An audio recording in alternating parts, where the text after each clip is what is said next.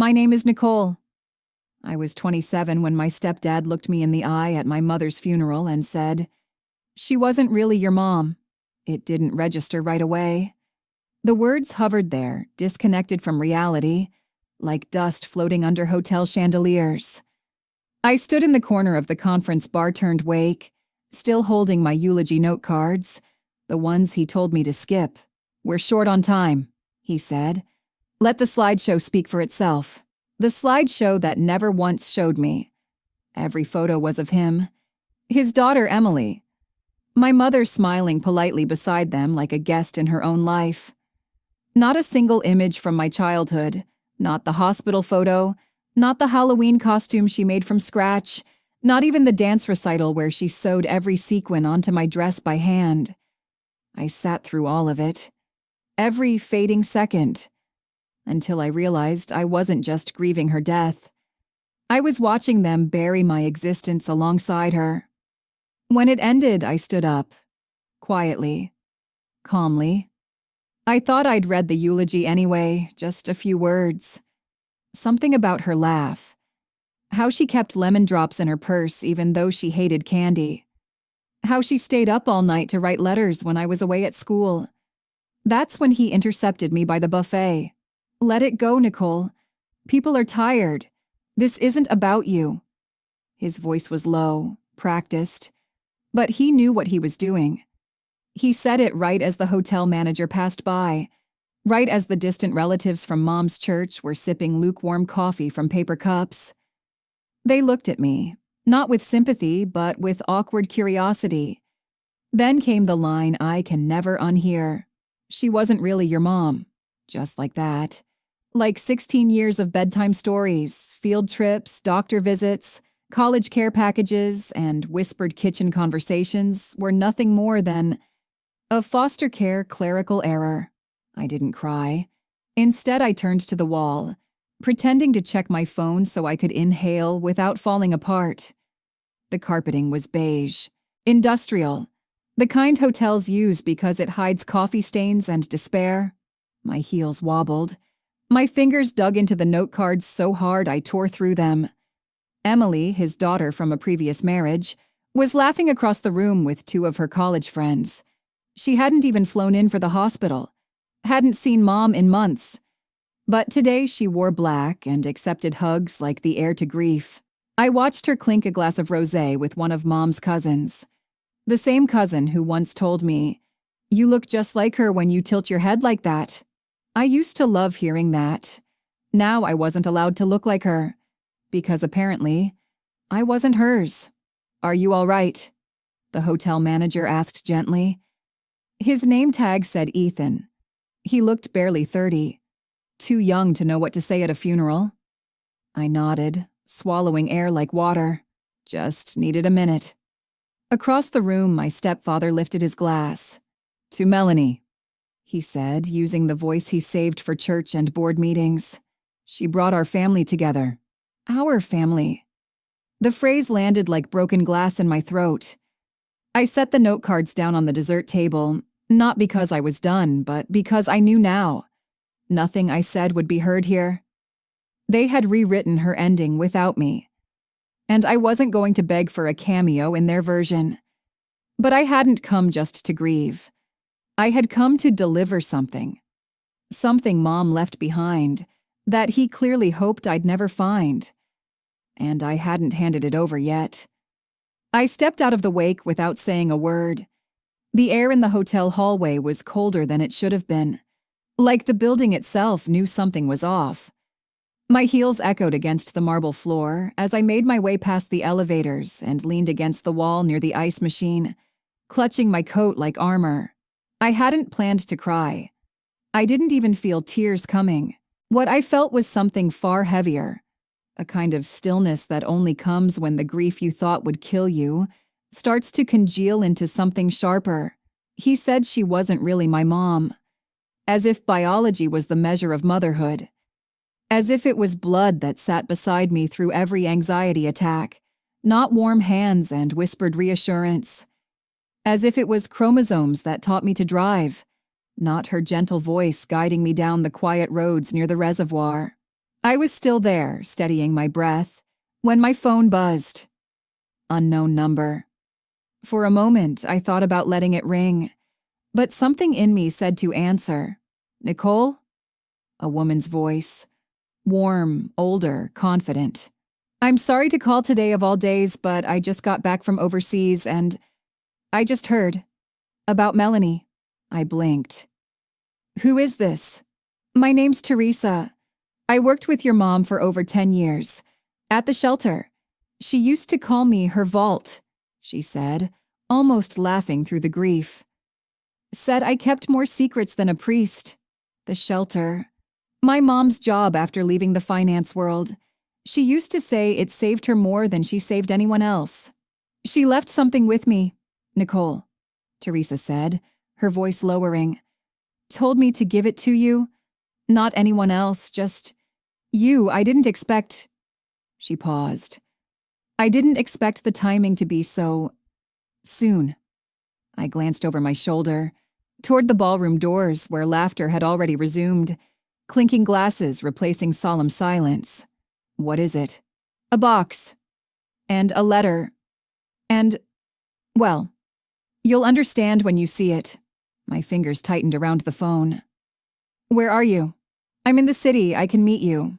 Tonight if you want, or tomorrow. No, tonight, I said without thinking. Please, tonight. We agreed on a time and place. I ended the call, still half in shock, half alert. I didn't know what was in that box, but I knew one thing.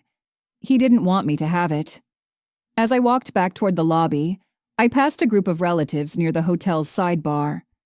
I recognized one of my aunts, technically my stepdad's sister. She stopped me with a tight-lipped smile. Everything all right, Nicole? I gave the same polite nod I'd been giving all day. Just needed air. She leaned in like we were about to share a secret. You know, I think it's good you're not making this dramatic. We all grieve differently, but your mom wouldn't want a scene. My mom. I nodded again, but this time the heat behind my eyes wasn't from sadness. It was the sting of restraint. I wanted to ask her what scene she thought I was making. The one where I stood invisible in a room of people claiming her memory like party favors? Or the part where I wasn't allowed to speak about the woman who tucked me in every night for 16 years? I didn't say any of it. Instead, I walked straight past her, straight past the photo display, past the sign that said Celebrating the Life of Melanie, past the buffet table where someone had dropped a meatball on the carpet and nobody bothered to pick it up. I left the hotel and stepped into the wind. I had a box to open, but first I had to face the city she raised me in. Alone this time. The city looked unfamiliar in grief light. Cold, blurred, impatient. I sat in a cafe tucked between two shuttered storefronts on West 14th, my coat still damp from the walk. The waitress brought chamomile without asking. Maybe she knew what kind of night this was. Teresa arrived 7 minutes late, wrapped in a long gray coat with a scarf that looked hand-knitted. Her hair was thick and silver, tied back in a braid. She looked like someone who'd seen things she didn't talk about unless you really asked. Nicole? She said, lowering her voice as she slid into the booth. You look just like her. I didn't answer. I just nodded. I was tired of people saying that, especially people who let others pretend I wasn't hers. She placed a wooden box on the table. Small, deep brown, worn around the hinges. She gave it to me 6 months ago, Teresa said. Came over with coffee and lemon bars like she always did.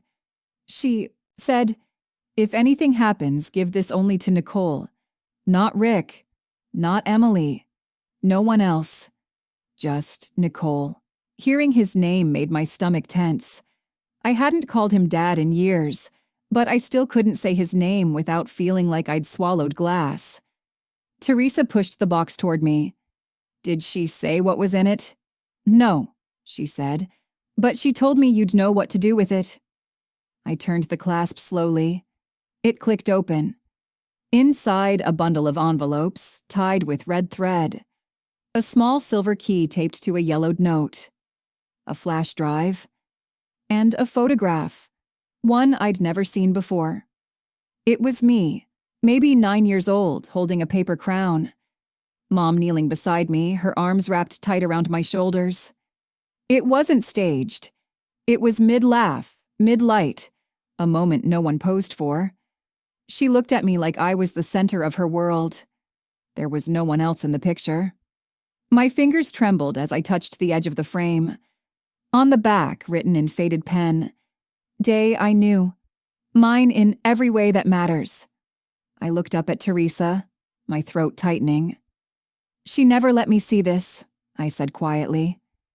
"She didn't let many people see her truth," Teresa replied, "but she carried it. Every day." I opened the first envelope. Inside was a short letter, handwritten in her familiar curves. "Nicole, if you're reading this, it means I didn't get the time I hoped for. I'm sorry, there are things you need to know. About me, about Rick, about what's yours, and what isn't. Be careful who you trust. This will hurt before it helps. But I trust you more than anyone. I always have." The second envelope was labeled, "Do not open until you're safe." Safe from what? I stared at the flash drive. No label, no clue. Teresa placed her hand on mine gently. Whatever's in there, she wanted you to have it. Not them. She was clearer about that than anything I've ever seen. I looked at the key.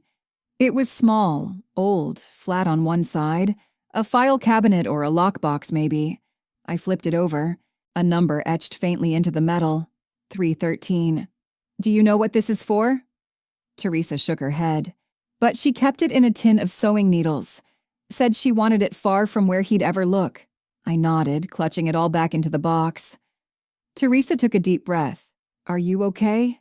"No," I said honestly. "But I will be." Outside, the city kept moving. But inside, something had stopped. A clock rewinding. I was done waiting for grief to settle. I had a box full of questions and a mother's final trust in my hands.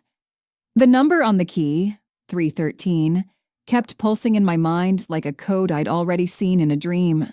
I didn't sleep that night.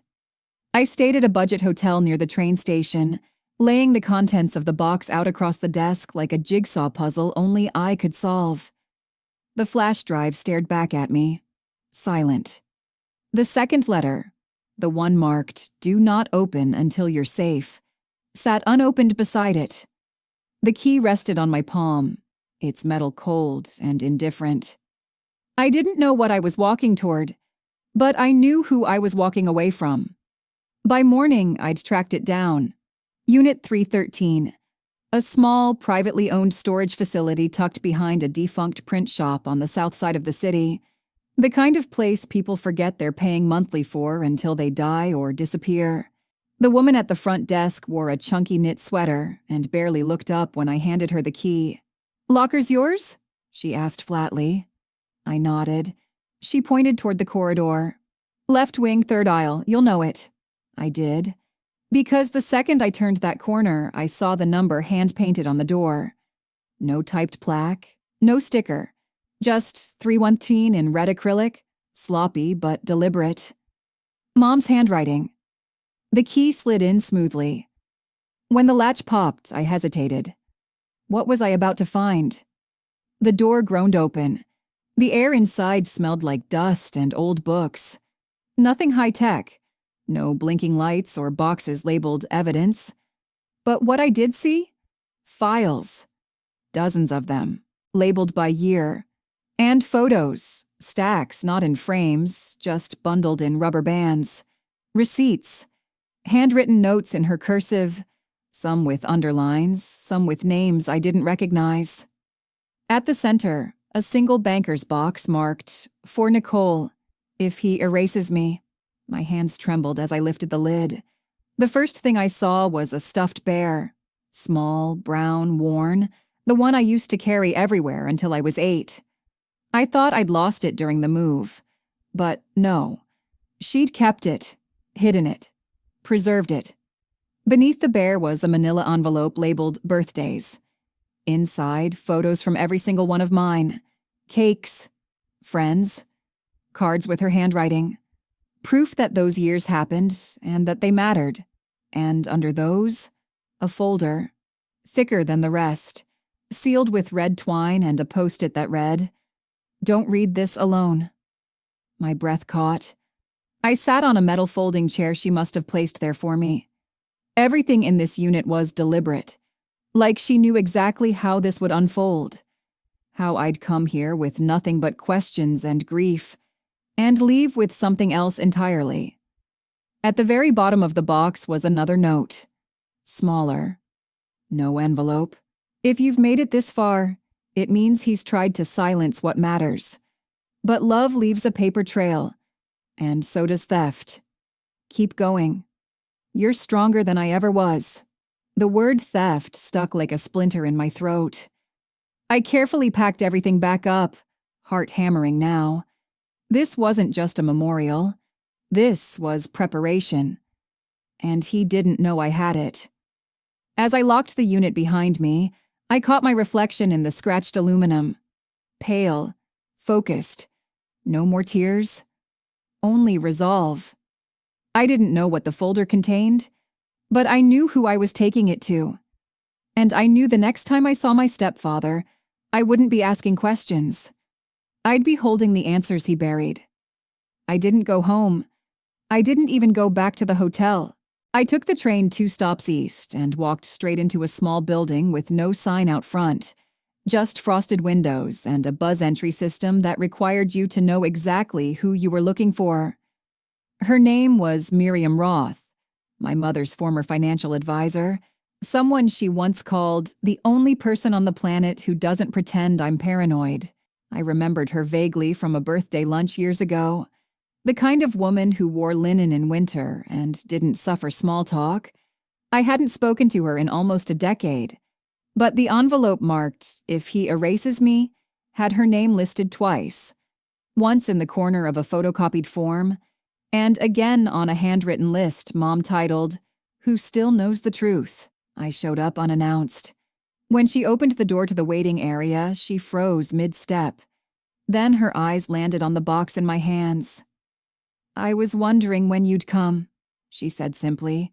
She didn't ask me to explain, just gestured for me to follow. Her office was minimalist. Sleek walnut desk, 2 chairs, 1 abstract painting, and no distractions. I handed her the sealed folder. She placed it gently on her desk, but didn't open it yet. "Do you know what's in here?" she asked. "Only that she wanted you to help me figure it out," I said. Miriam nodded. She opened the twine, unfolding documents with the caution of someone who's seen how quickly truth can be weaponized. She scanned the first few pages in silence, then paused, turned a page, paused again. "This," she whispered, "is not what he thinks you have." I didn't breathe. She flipped through more papers, old bank statements, notarized amendments, a handwritten ledger in Mom's script, and finally a printed sheet that made her stop cold. "What is it?" I asked. Miriam didn't answer immediately. She leaned back slowly, the folder still open in front of her. "Nicole," she said, voice sharper now, "how many people know you have this?" "Just you and 1 other woman, Teresa." "That's good," she nodded. "Keep it that way." I swallowed. "Was my mother afraid?" "Your mother was prepared," she corrected, "and angry. Very, very angry." She slid a few pages toward me, but kept others aside. "This isn't something I can walk you through in one night, but I can tell you this much. She was documenting something. For years. And from the looks of it, your stepfather had no idea she was keeping record." "What kind of record?" Miriam folded her hands. "Patterns? Transfers? Missing things? Quiet signatures? And most of all, omissions. You don't need to understand the whole structure yet. What you need to know is that this is the groundwork for something very big.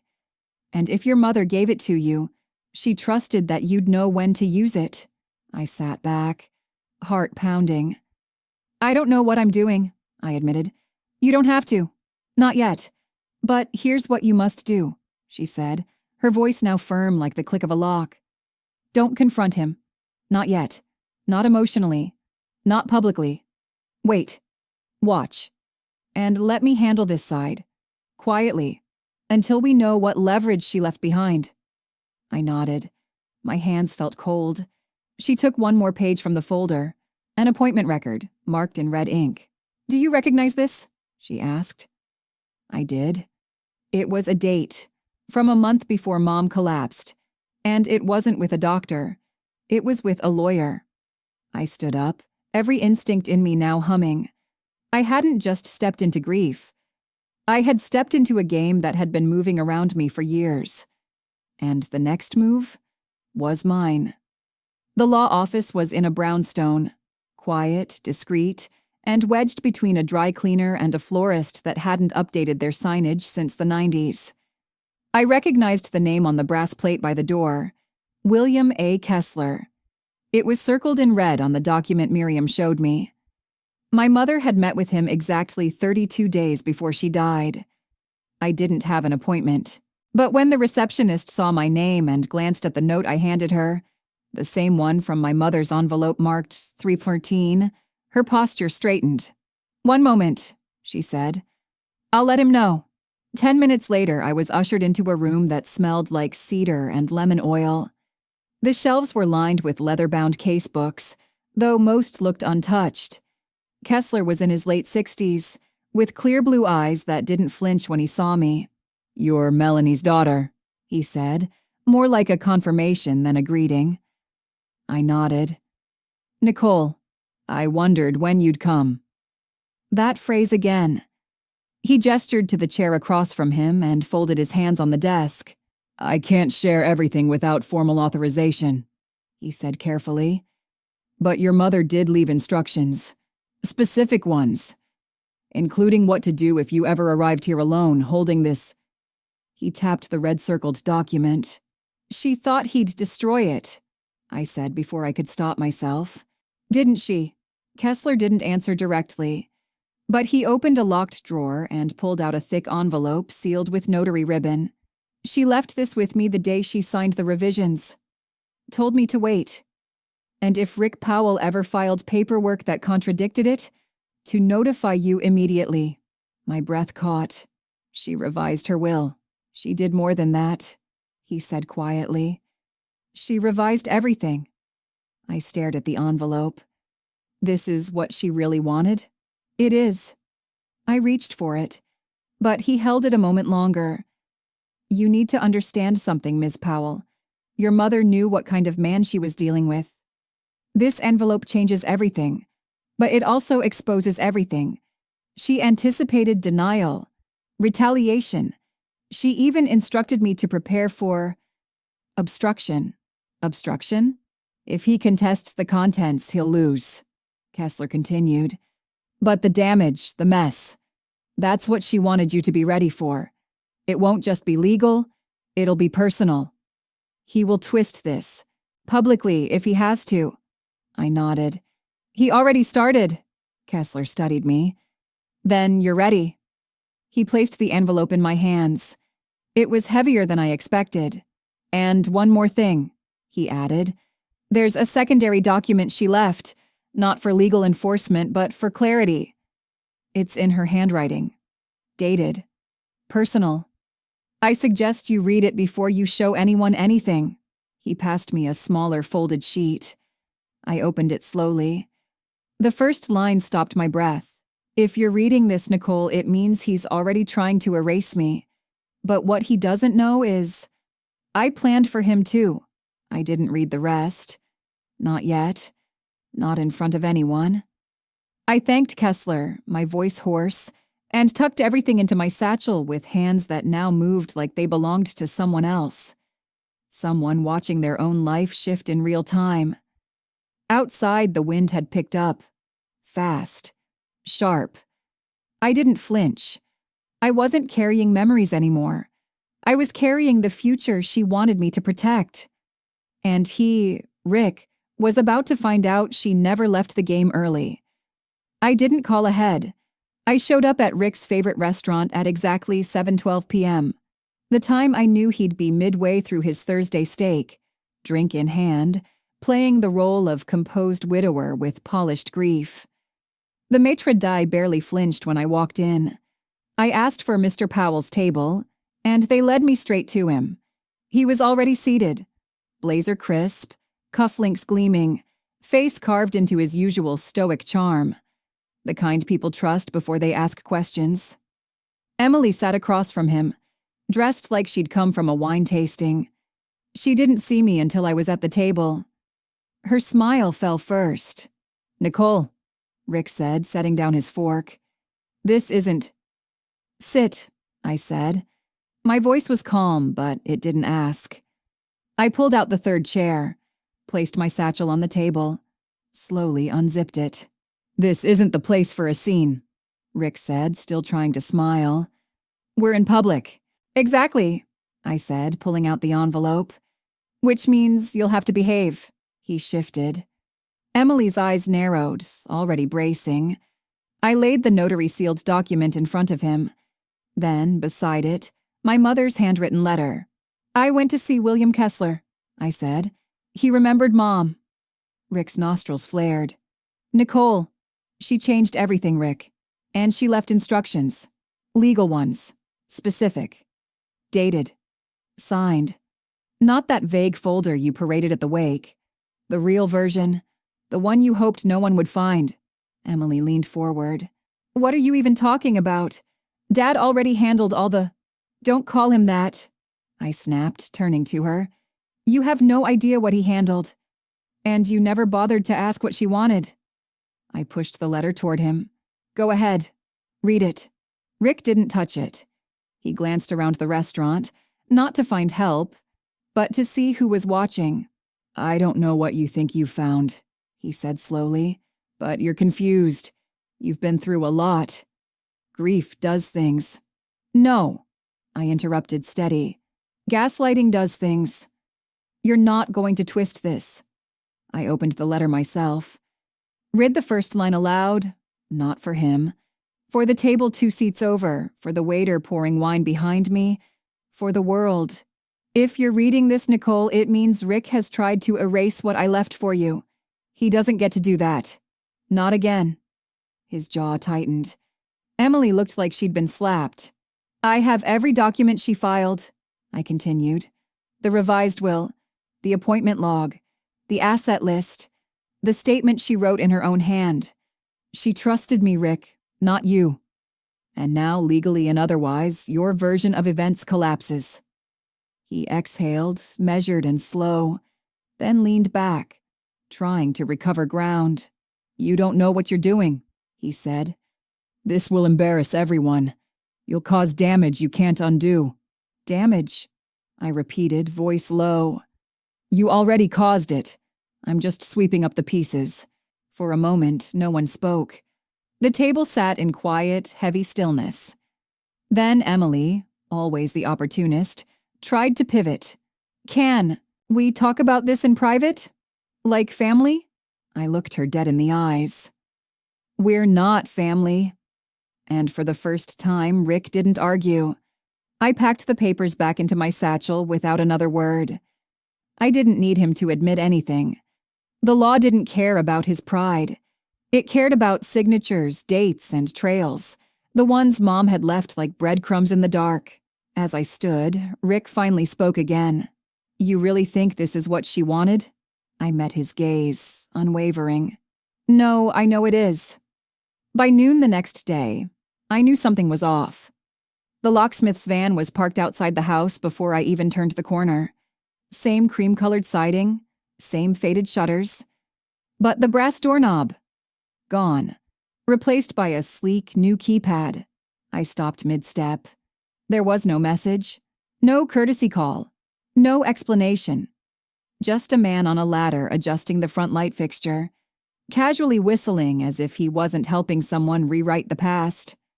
I waited until he came down. "Excuse me," I said. "What's going on here?" He looked up, blinking behind smudged glasses. "Lock change," he said. "Owner's daughter hired us." Owner's daughter? I repeated. Yeah, Emily Powell. My throat clenched. She's not the owner, I said flatly. She doesn't live here. She never has. He shrugged like it didn't matter. She had keys, authorization. I just do the job. I backed away slowly, pulse thudding in my ears. The last time I walked through that door, Mom was alive. Now it belonged to the person who stood beside Rick while he erased her. I texted Miriam from the sidewalk. She's trying to claim the house. Changed the locks. Her reply came within seconds. Do not force entry. I'll handle it. You stay visible, stay calm. So I did. I walked to the coffee shop 2 blocks down and sat by the window, phone in one hand, water in the other, doing everything in my power not to let rage outrun logic. 10 minutes later, a black SUV pulled up in front of the house. Emily stepped out like she was stepping onto a stage. Sunglasses, scarf, that smug tilt of the chin. She didn't see me, but I saw her walk up to the door, punch in a code, and enter without hesitation. Like she belonged. Like nothing had changed. Except everything had. An hour later, I got another message from Miriam. Her claim won't hold. I'm filing a motion now. But Nicole, check the back porch, left side. Behind the old utility box, Melanie mentioned it once. I knew exactly where she meant. 20 minutes later, I was there. Not inside, not breaking anything. Just crouched beside the porch, fingers brushing through cobwebs and peeling paint, until I found it. A taped plastic envelope. Weather-worn but sealed tight. Inside, a single page. A copy of the deed. Signed. Notarized. In Mom's full name. And listing me. Not Rick. Not Emily. As the sole successor in ownership. And below that, scribbled in Mom's handwriting, if they try to steal what you've lived, show them who really stayed. I didn't cry. Not this time. I scanned it, sent it to Miriam, then sat on the steps of the empty neighbor's porch and waited.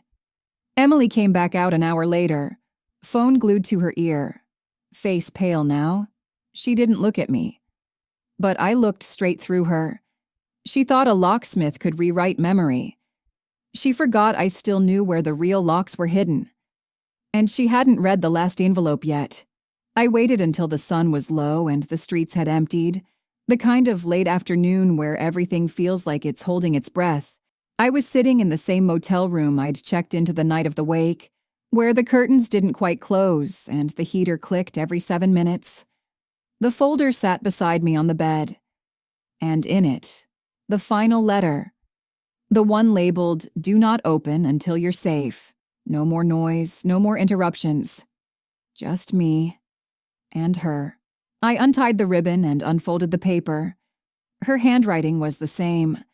Curved even. Patient. Like she was speaking from the other side of the kitchen table, tea in hand. Nicole, if you're reading this, you've already made it farther than I was ever allowed to. And I'm sorry for that. I'm sorry that silence was my defense for so many years. I thought I was protecting you. I thought if I carried the worst parts alone, I could keep your world from splintering. But I was wrong. Rick was never who you thought. I saw it earlier than I let on. Before the hospital visits. Before the excuses. Before Emily started treating the house like a showroom. He told me once, not in anger, but in that quiet, condescending voice, that love doesn't always mean legacy. That blood matters more than loyalty. That you'll be fine because she's tough. She adapts. He never forgave me for loving you more than he thought I should. And I did, Nicole. More than I ever thought I could. Not because you were mine legally or through marriage, but because you were mine in every second that mattered. The scraped knees, the college essays, the nights you sat beside me in silence when I couldn't sleep after the treatments. You made me brave, and that's what scared him. I knew toward the end that he was getting careless, sloppy, arrogant. That's when I started writing things down, making copies.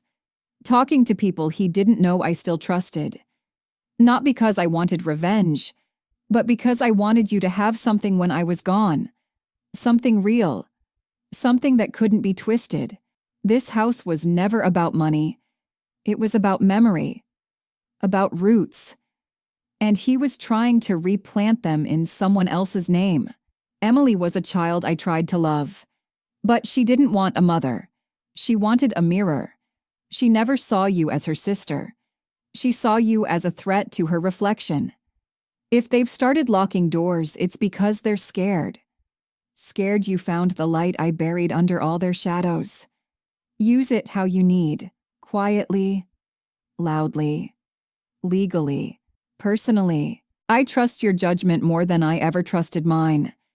And if this is too much, if it feels like I asked you to finish something I never had the courage to begin, I'm sorry.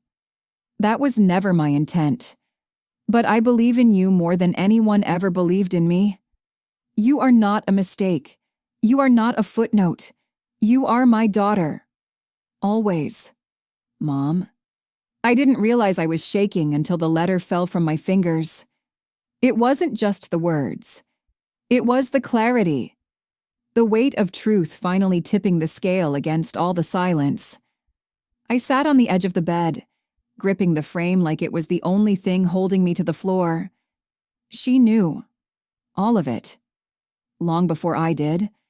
And she still chose to leave me the match, not to burn them down, but to light my own way forward. The morning I filed the documents, the air felt different. Sharper. Like the world had been rearranged overnight, and no one else had noticed yet. Miriam met me at the courthouse just after 9 a.m., briefcase in hand, jaw set like steel. We didn't hug.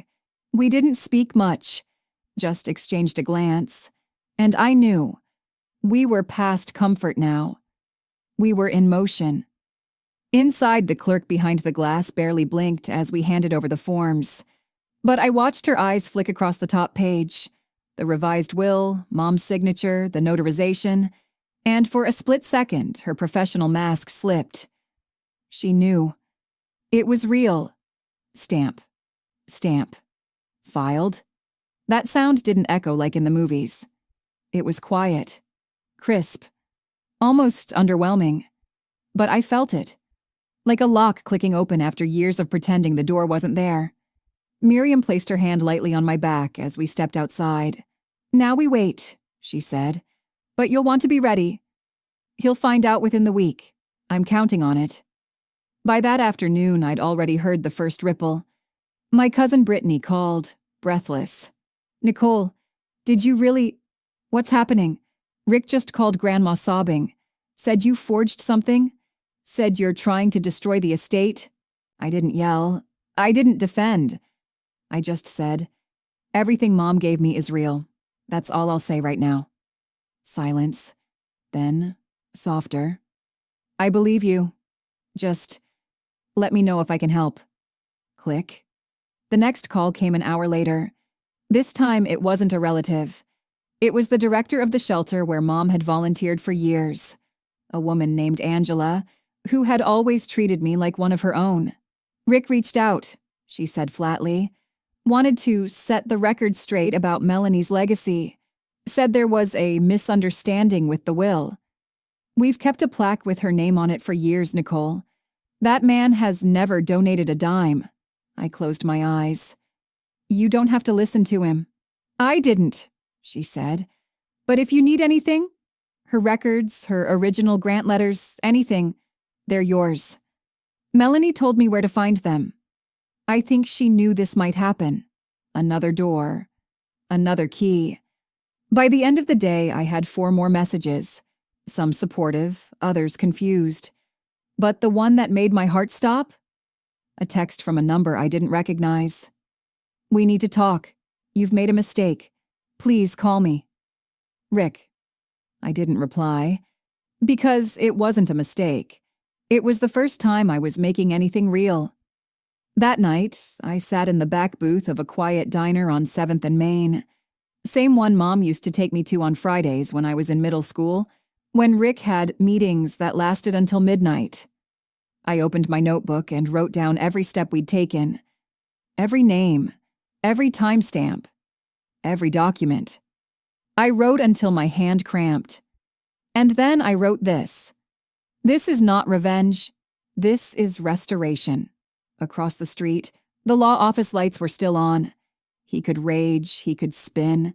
He could call me confused, dramatic, ungrateful. But the system he used to hide behind, that door was cracking. Because I'd stepped through it. And now the story wasn't his to tell anymore. I didn't expect to hear from him again, not directly, but betrayal has its own rhythm. And Rick was never one to lose quietly. 3 days after the filing, a courier knocked on my motel door. Not certified mail. No lawyer's watermark. Just a plain manila envelope with my name scrawled across the front in blocky handwriting I hadn't seen since childhood field trip permission slips. No return address. I opened it. Inside, one typed page. No greeting. No signature. But the contents hit harder than anything he'd said to my face. I didn't expect to hear from him again, not directly. But betrayal has its own rhythm, and Rick was never one to lose quietly. 3 days after the filing, a courier knocked on my motel door. Not certified mail. No lawyer's watermark. Just a plain manila envelope with my name scrawled across the front in blocky handwriting I hadn't seen since childhood field trip permission slips. No return address. I opened it. Inside, one typed page. No greeting. No signature. But the contents hit harder than anything he'd said to my face. My hands shook. Not from fear, but from clarity. For the first time, Rick had said the quiet part out loud. He hadn't buried Mom's will out of confusion. He'd buried it out of resentment. Because I reminded her of who she wanted to be. Of who he could never control. And now that I had her documents, her voice, her truth, he was trying to rewrite the motive. I folded the letter slowly. My fingers felt like ice. He wanted me to feel guilty. He wanted me to feel grateful that he hadn't erased me sooner. But what he didn't understand, what he'd never understand, was that the moment he reduced love to balance, he proved her right, and made himself smaller than he'd ever feared. I took the letter straight to Miriam's office. She read it once, then again, slower. This wasn't meant for legal eyes, she said carefully. No, I agreed. It was meant to twist the knife. She studied me. Are you okay? I'm clearer than I've ever been, I said. This is desperation. This is someone who thought the storm had passed, and then realized it was only just beginning. Miriam nodded. Keep it. We may not need it in court, but if this goes public, I already knew what she meant. Because Rick's version, the one he'd whispered at luncheons, projected in eulogies, rehearsed through Emily, was unraveling. And when you've built your life on curated grief and quiet power, the truth doesn't just burn. It humiliates. That night, I sat alone on the motel floor, cross-legged like a kid again, every file spread out around me. The will, the letters, the shelter logs, the photos, his note. And in the middle of it all, the bear from the storage unit. Worn, one eye missing. The one thing from my childhood that no one had touched but her. I placed the bear on top of the envelope, not to bury it, to guard it. Because I wasn't just defending what was left of my mother's legacy. I was dragging it, unapologetically, into the light. I waited for the right moment, not a courtroom, not a press release. Something quieter, but undeniable. The annual gala for the shelter Mom helped fund was held at a historic art museum downtown. White marble stairs, string quartet near the lobby, soft lights dripping from the ceiling like champagne. Everyone who mattered to her legacy was there. And so was Rick. He wore the same dark suit he'd worn to the funeral. He had Emily on his arm. She was in pearls. They didn't see me at first, But they saw the folder when I placed it on the silent auction table, right beside the framed tribute plaque with my mother's name on it. A single sheet, laminated. Nothing loud, just this title, The Legacy They Tried to Bury.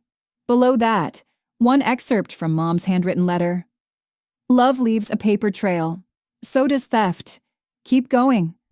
You're stronger than I ever was. I didn't need to shout. People started reading, quietly, carefully, and then the room began to shift. Rick's smile faltered when someone tapped his shoulder and asked about the discrepancy in the property records.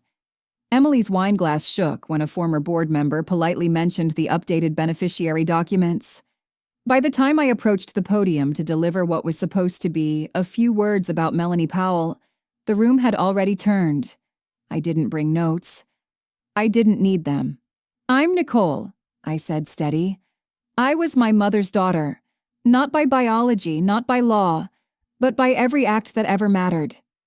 And what you read on that table? That's the part they hoped you'd never know. I glanced toward Rick. His face pale, jaw tight. She trusted me with the truth, because she knew silence was their power, and stories, real ones, are louder than any locked door. The room held still, not gasping, not dramatic, just awake. Afterward, people began to approach, quietly, one by one. A former shelter director handed me an envelope of old correspondence, notes my mother had written during her final year. She mentioned you'd be the one to carry this forward, she said. A cousin whispered, I didn't know what they did. I didn't want to ask. But I see it now. Even Emily's college roommate, someone I hadn't spoken to in over a decade, came up with tears in her eyes. You don't have to forgive her. But I hope someday you won't carry this alone. I nodded. But the moment I'll never forget came at the end of the night. As the last guests filed out and the event team packed up floral centerpieces, Rick cornered me near the back of the hall. His voice was low, controlled. You're humiliating this family, he hissed. No, I said, calm. You did that when you tried to erase her. He stepped closer. You think anyone will still believe you after this spectacle? They already do, I said. You just thought I'd stay quiet. His hand curled into a fist, but he said nothing else. Because he knew. The paper trail had spoken, and his version, his carefully trimmed story, had started to rot in the light. The envelope came by courier. This time it was official. Thick ivory paper, government seal, my full name printed with precision. Rick was suing me for defamation, estate interference, and deliberate character sabotage. I laughed when I read it. Not because it was funny, but because it was textbook. When men like him lose the Whisper campaign, they try to rewrite the rules. I sent a photo of the summons to Miriam. Her reply came fast. Good. We were waiting for this. Time to stop playing defense. What followed was the most exhausting week of my life, not because I was afraid, but because clarity demands energy. And now that the veil was gone, I was moving with force. We gathered everything. Every email, every notarized revision, every time-stamped message, bank transaction, property change. Angela from the shelter provided records. Brittany brought forward a box of old family VHS tapes that included footage of Mom saying things Rick had claimed she never said. The biggest crack? The house deed. Filed 3 months before Mom's death. Signed by her. Witnessed. And listing me. Specifically, explicitly, as the successor homeowner. There was no loophole. Rick had filed a false version after she died, with a backdated revision. We had both. And when Miriam laid them side by side in her conference room, even I had to sit down. He wasn't just trying to keep the house, she said. He was trying to scrub you from every document that would outlive her. Emily didn't file anything directly, but her fingerprints were all over the timing. The lock change, the attempt to replace the mailbox registration, even a quiet attempt to reroute Mom's last charitable contributions. redirecting funds to a nonprofit where Emily sat on the board. Every time I thought we'd hit the bottom, another layer fell through. But I wasn't drowning anymore. I was charting the ocean. The night before our first hearing, I sat in the hotel lounge, watching people trickle in and out of the bar. Laughter, small talk, normal life. My world was split open, but no one else could see it. Until I opened my laptop and reread Mom's last line. "You are not a mistake. You are not a footnote." I closed the screen. I wasn't going to court for revenge. I was going to court because she spent her whole life being spoken over. And now the microphone was mine. The next morning, I walked into the courthouse wearing her scarf. The blue one with the frayed edge she never stopped repairing. The one Rick always said looked too sentimental for a woman of her age. Miriam was already inside. When I passed Rick in the hallway, he looked straight through me. Like if he didn't acknowledge me, I'd disappear. But I didn't. I walked past him. Steady. Deliberate. And when the clerk called my name and I stood to speak, I didn't tremble. I carried her with me. In voice, in name, in bloodless, unstoppable clarity. Because this wasn't about who had power anymore. It was about who had proof, and for once the proof was mine. The courtroom wasn't large. Maybe 30 seats, half of them filled. Most people dressed in quiet colors, like they were hoping not to be noticed. But I noticed every one of them. Rick sat 2 rows behind his lawyer, face blank, hands folded in his lap like this was just another board meeting. Emily wasn't there. Miriam rose first, introduced our case, presented the exhibits, the revised will, the signed deed, the letter from the shelter, all methodical, all irrefutable. Then it was my turn. "Miss Powell," the judge said, motioning me forward, "you may speak." I stood slowly, the envelope in my hand already damp from the heat of my grip. "This letter," I began, "was written by Melanie Powell, my mother, weeks before her passing. It was intended for me, privately, but I believe the court needs to hear it, as it speaks directly to the motive and timeline in question." Rick's lawyer immediately stood. "Your Honor, we object. This isn't a sworn statement. It's her voice," I cut in, "and it was left with the estate lawyer listed on record. It speaks to intent." The judge looked at me, then at Miriam, then back at the letter. "I'll allow it," she said. "Go ahead." I unfolded it slowly, took one breath, and read. "If you're reading this, Nicole, it means Rick has tried to erase what I left for you. He doesn't get to do that. Not again. I gave him chances. Too many. I stayed quiet while he shifted things, told half-truths, made decisions that cut me out of my own story. I thought silence would keep the peace, but all it did was give him more room to edit. You're not here to fix this. You're here to outlive it." The paper trembled in my hands. I steadied it. I didn't look at Rick. I didn't have to. I kept reading. "He will say this isn't fair, that it's about loyalty, that you were never his to love. And he'll be right about one thing. You weren't his. You were mine. And everything I couldn't protect for myself, I now leave in your name. Not because you owe me, but because I trust you more than I ever trusted silence." I folded the letter quietly. Silence fell. Thick. Final. Not even the judge spoke for a long beat. Then, finally, she cleared her throat. "I've reviewed the estate documents. The notarized revisions are valid. The deed stands. The handwriting and intent of the decedent are consistent across all recovered materials. There is no evidence of forgery, coercion, or misrepresentation." She turned to Rick. "Mr. Powell, your claim of defamation and interference is denied. This court finds in favor of Ms. Nicole Powell as the legal heir and primary beneficiary to Melanie Powell's estate." Rick didn't move. He didn't blink.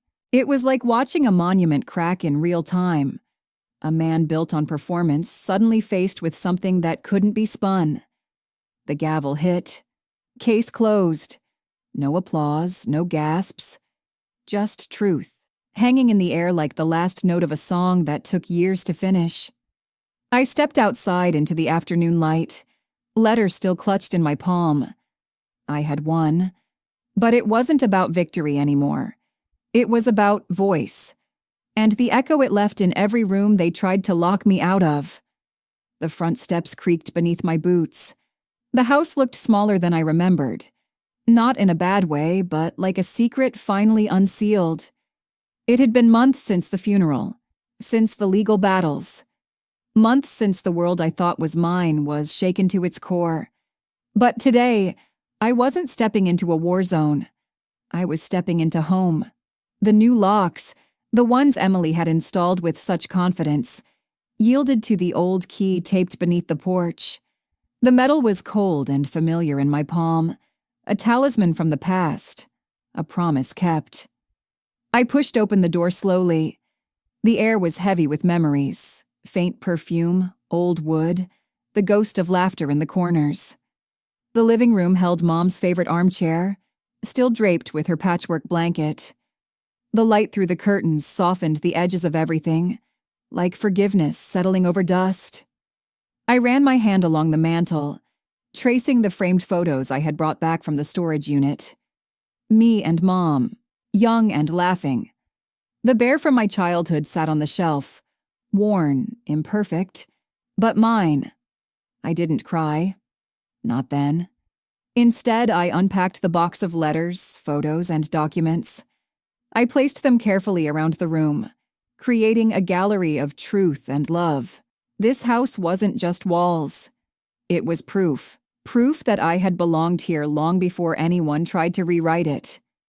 As I stood by the window, the city noise outside faded. The echoes inside felt softer now, like the house was breathing with me. A text buzzed on my phone. It was from Miriam. "The estate is settled. The family is quiet. You did this." I smiled, fingers grazing the letter Mom had written. No longer a footnote, no longer erased. I was the daughter she raised, the daughter who fought, the daughter who reclaimed. And in this house, in every corner and creak, I was finally home.